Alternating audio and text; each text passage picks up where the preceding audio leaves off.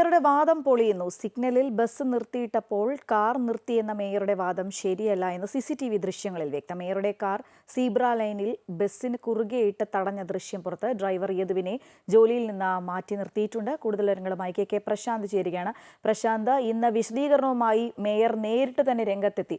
പക്ഷേ ദൃശ്യങ്ങൾ മേയർക്ക് എതിരായിട്ടാണ് കാണുന്നത്. ഇപ്പോൾ യദുവിനെ ജോലിയിൽ നിന്നും മാറ്റി നിർത്തിയിരിക്കുന്നു. യദുവിന് അനുകൂലമായി KSRTCയിലെ കോൺഗ്രസ് അനുകൂല സംഘടനയും രംഗത്തെത്തിയിട്ടുണ്ടല്ലോ. അങ്ങനെയാണെങ്കിൽ ഈ വിഷയം ഇനി വരും ദിവസങ്ങളിൽ കൂടുതൽ കത്തിക്കയറാൻ തന്നെയല്ലേ സാധ്യത കാണുന്നത്?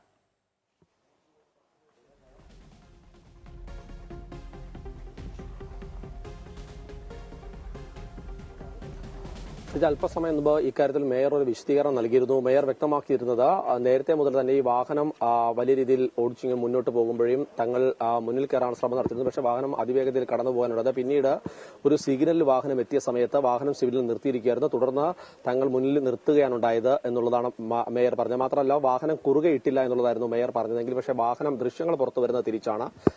KSRTC സിഗ്നൽ നിർത്തിയിരിക്കുകയാണെന്നുള്ളത് വ്യക്തമാണ്. പക്ഷേ നിർത്തിയിരുന്ന KSRTCക്ക് മുന്നിലേക്ക് കുറുകെ വാഹനം നിർത്തിക്കൊണ്ടാണ് മേയർ അടങ്ങുന്ന സംഘം പുറത്തേക്ക് ഇറങ്ങിയത്. പിന്നീട് ഈ തർക്കം കുറെ കൂടി മുന്നോട്ട് പോയ സമയത്താണ് വീണ്ടും വാഹനം കുറുകെ നിന്ന് മാറ്റി നേരെ ഇടുന്ന ഒരു സാഹചര്യമുണ്ട്. പക്ഷെ അപ്പോഴും വാഹനം KSRTCക്ക് മുന്നിൽ തന്നെയാണ് ഉള്ളത് എന്നുള്ളത് പ്രധാനപ്പെട്ട കാര്യം തന്നെ. അതായത് വാഹനത്തെ തടഞ്ഞ് തങ്ങളുടെ വാഹനം നിർത്തിയിട്ടില്ല എന്നുള്ളത് മേയറുടെ വാദമാണ് ഇതോടുകൂടി പൊളിയുന്നത്. അതോടൊപ്പം തന്നെ പ്രധാനപ്പെട്ട കാര്യം ഇടതുവശത്തു കൂടിയാണ് മേയറുടെ വാഹനം കയറിയതെന്ന യദു പറയുന്ന കാര്യം കൂടി ഒരു വ്യക്തത വരുന്നുണ്ട്. പക്ഷേ അതേസമയം യദുവിനെതിരെ ശക്തമായ നടപടികളുമായി മുന്നോട്ട് പോകുമ്പോൾ തന്നെയാണ് മേയർ ആവർത്തിക്കുന്നത്. സമാനമായ രീതിയിൽ 2 കേസുകൾ ഇതിനു മുമ്പേ തന്നെ യദുവിനെതിരെ ഉണ്ടായിരുന്നു.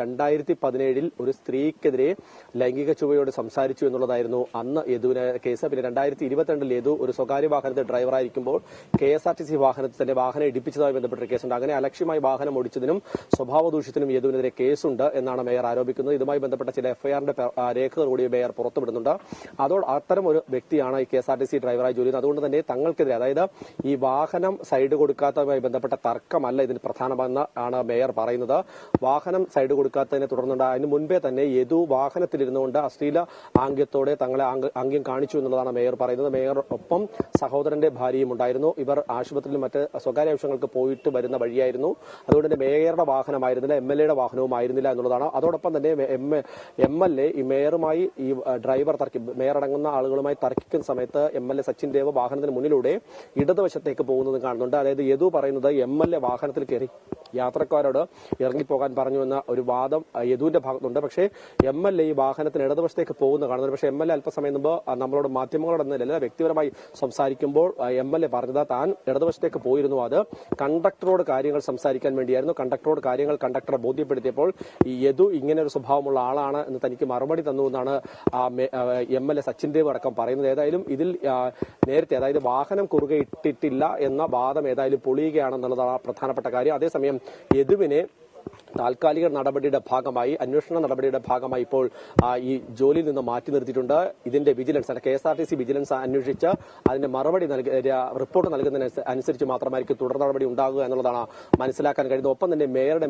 മൊഴി അല്പസമയം മുമ്പ് പോലീസ് രേഖപ്പെടുത്തുകയും ചെയ്തിട്ടുണ്ട്. ഏതായാലും ഈ വിഷയത്തിൽ നേരത്തെ തന്നെ ഈ സംഭവം ഉണ്ടായപ്പോൾ തന്നെ മേയർ ഗതാഗത മന്ത്രിയെ വിളിച്ചിരുന്നു. അതിന്റെ കൂടി അടിസ്ഥാനത്തിലാണ് വിജിലൻസോട് കാര്യങ്ങൾ അന്വേഷിച്ച് കൃത്യമായ റിപ്പോർട്ട് നൽകാൻ ഗതാഗത മന്ത്രിയുടെ ഓഫീസ് നിർദ്ദേശം നൽകിയത്. അതിന്റെ കൂടി അടിസ്ഥാനത്തിലാണ് ഇപ്പോൾ യദുവിനെ ഈ ജോലിയിൽ നിന്ന് മാറ്റി നിർത്തിയുള്ള അന്വേഷണത്തിലേക്ക് KSRTC കടന്നിരിക്കുകയും ചെയ്തത്. ശരി പ്രശാന്ത്, എന്തായാലും ഈ ഒരു വിഷയം കൂടുതൽ കത്തിക്കയറുക തന്നെയാണ്. ഇതിനെതിരെ നടപടിയും സ്വീകരിച്ചിട്ടുണ്ട്. ഇനി വരും ദിവസങ്ങളിൽ എന്താകും ഈ വാർത്ത പോകുക എന്ന് നമുക്ക് കാത്തിരുന്ന് തന്നെ കാണാൻ. വിവരങ്ങൾ പങ്കുവയ്ക്കുകയായിരുന്നു KK പ്രശാന്ത്.